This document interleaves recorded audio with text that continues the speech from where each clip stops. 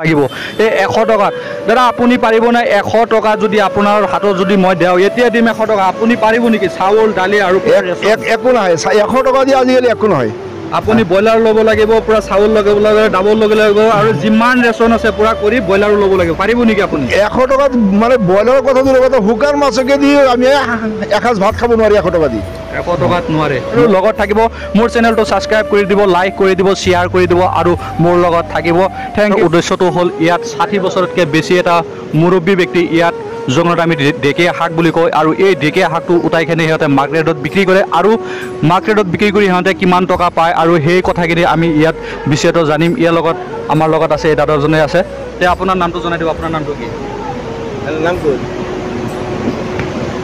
নাম নূর মোহাম্মদ জোরে নূর মোহাম্মদ আপনার ছেলে আছে আছে কয়জন 6 জন 6 জন মেয়ে বলে 3টে মেয়ে কয়জন ছেলে কয়টা ছেলে 6টা আর মেয়ে 3টে আপোনালোকে শুনা পাইছে সেই মুৰব্বীজনৰ 6টা ল'ৰা আছে আৰু 3গৰাকী কন্যা সন্তান মানে ছোৱালী আছে 9জন বাপেক 9টা সন্তানৰ বাপেক আৰু ইতিমধ্যে বয়স কিমান হৈছে আপোনাৰ বয়স এটা অনুমান কৰে জোৰ নাম নাৰা 60 বছৰ এটা অনুমান কৰে ইতিমধ্যে 60 বছৰ হৈ গৈছে আৰু 9জন পৰিয়াল থকাৰ সত্ত্বেও এই মানুহজনৰ গাঁৱে গাঁৱে ফুৰা আৰু খুজি খাব লগা মানে খুজি নাখায় একটু খুজি খোৱাতকৈ বেছি নিজে ইনকাম কৰি সৰু এটা বিজনেছ কৰি আছে আৰু সেই বিজনেছখন আপোনালোকক মই দেখাই থাকিম আৰু সেই বিজনেছ কৰোঁতে আপোনালোকৰ পইচা আৰু সামগ্ৰিক ধন নালাগে আৰু ধনৰ বিনিময়ত ইয়াত আপোনালোকে দেখা পাইছে এইখন বস্তাত এই দাদাগৰাকীৰ মানে সেই ঢেকীয়া শাক যে আমি কৈছিলোঁ এই ঢেকীয়া শাকখন আছে আৰু আপুনি এইটো খুলি দিয়কচোন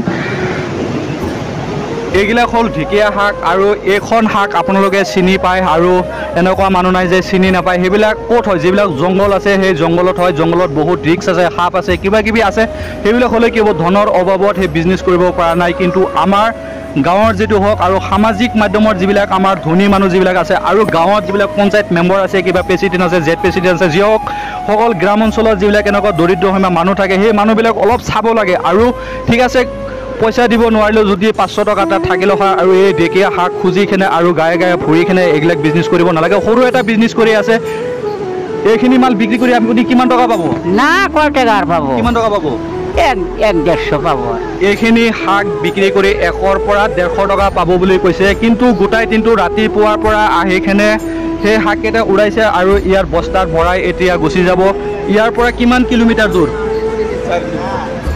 4 কিলোমিটাৰ ঘৰৰ পৰা 4 কিলোমিটাৰ দূৰত আহিকেনে এইবিলাক শাক উঠাইছে আৰু এই ঘৰখন হৈছে জংগলপাৰাৰ পৰা বটাবাৰীত আহিছে আৰু বটাবাৰীৰ পৰা সেইখিনি লৈ কিনে আপোনাৰ ক'ত যাব এতিয়া জংগলপাৰা মাৰ্কেটত যাব আৰু জংগলপাৰা মাৰ্কেটত যাই সেইখিনি বিক্ৰী কৰিব আৰু বিক্ৰী কৰি যি আপুনি চাউল কিনি খায় হ্যাঁ চাউল সেই মানুহজনৰ খেতি বাতি একো নাই সেইখিনি বিক্ৰী কৰি চাউল ল'ব ৰেচন ল'ব কিবা ল'ব আপুনি মাহত বা সপ্তাহত গৰু মাংস খাব পায় না গরু মাংস তো পোলা মানে কোনো রকম ভাবে আনে আধা কেজি 1 পা মানুহজনে কোৱা মতন কৈছে নিজে উপাৰ্জন কৰি গৰুৰ মাংস এসাঁচো খাব নোৱাৰে কিয়তো আমি মুছলমান মানুহ গৰুৰ মাংস আমাৰ লাগিবই আৰু লাগিবলি কেতিয়াবা যদি মনত ধৰে 1 পোৱা বা 200 গ্ৰাম মাংস বাপেকক দিয়ে আৰু সেইখিনি মাংস খাই আপোনাৰ মনত সন্তুষ্ট হয় না আপুনি এখন না হলেও হব আৰ কি কৰা সন্তুষ্ট মানুহজন নহয় আৰু কি কৰিব মনত সেইখিনি সন্তুষ্ট বুলি ৰাখি দিয়া আৰু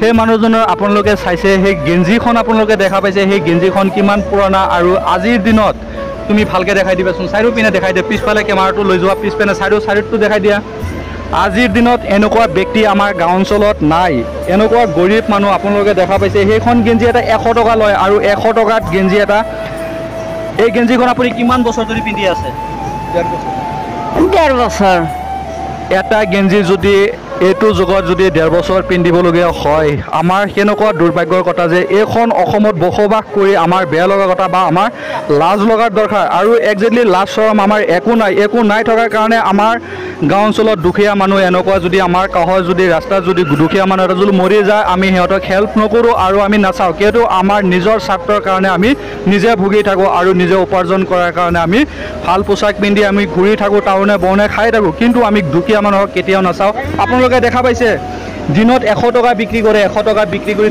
তথাপি কি আছে সন্তুষ্ট আৰু আমি দিনত যদি 5,000 10,000 টকা ইনকাম কৰোঁ তথাপি আমি সন্তুষ্ট নহয় আৰু সেইপিনে এজন মানুহ আছে, তাকো সুধিম তাৰ সন্তান কেইজন আছে আৰু সি মানুহজন কি কৰি আছে। ইয়াতো আছে, ইয়াত মুৰব্বী আছে স্থানীয়, সেই মানুহজনক কিবা সুধিম আমি। তেতিয়া সেই মানুহজনক লৈ যাম। আপোনাৰ কি কাপোৰ চাপোৰ নাই? কাপোৰ আছে আপোনাৰ? সেই মানুহজনক দেখা পাইছে, ইতিমধ্যে সেয়াৰ কোনো কাপোৰ নাই আৰু বিনা কাপোৰত এই আপোনাৰ জংগলপাৰাৰ পৰা আহি বটাবাৰীত আহিছে। আহি কিনে সেই ঢেকীয়া শাক উঠাই কিনে এক বস্তা উঠাইছে আৰু এই বস্তাখনত পূৰা বিক্ৰী কৰিলে 100 টকাহে পাব। আৰু 100 টকাৰ বিনিময়ত কি কৈছে, ৰাতিপুৱাৰ পৰা নাখাই কিনে ওলাইছে আৰু ঘৰত গুচি যাব। ঘৰত ওলাই কিনে এতিয়া মাছ মাংস সপ্তাহত এদিন খাব নোৱাৰে, মাহত এদিন খাব নোৱাৰে বুলিহে কৈছে। এতিয়া আপোনাৰ নামটো কি কৈ দিব? মোহাম্মদ হানিফ আলী। মহম্মদ হানিফ আলী। পানু। হা? পানু। পানু। পানু কি? পানু। পানু। মহম্মদ পানু। তেওঁৰ নামটো হ'ল মহম্মদ পানু। আপুনি ক'ৰ পৰা আহিছে? জংগলপাৰা। জংগলপাৰাৰ পৰা আহিছে আপুনি। আপোনাৰ এইটো কি শাক উঠাইছে? এইটো শাকটোৰ নাম কি? পালং শাক। পালং শাক নহয়, এইটো ঢেকীয়া শাক বুলি কয় অসমীয়াত।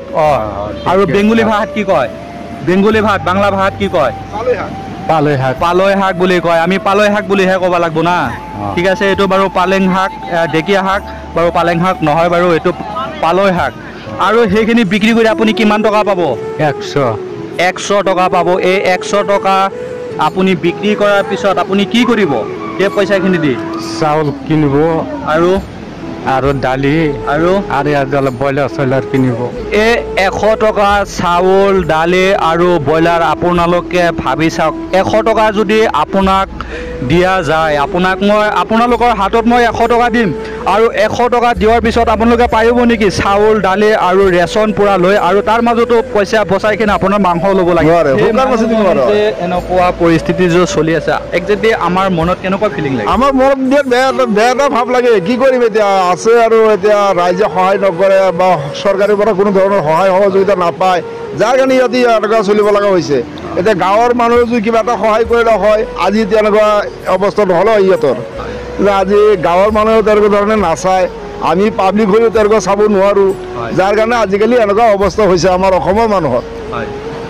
তে আপোনালোকক শুনা পাইছে, 100 টকাত একজেক্টলি আমাৰ একো নহয়। যদি আমি ভাল এটা হোটেলত যদি আমি যাওঁ, 1 কাপ চাহৰ দাম লয় 300 টকা আৰু 100 টকাত আমাৰ একো নহয়। ঠিকেই কৈছে বাৰু।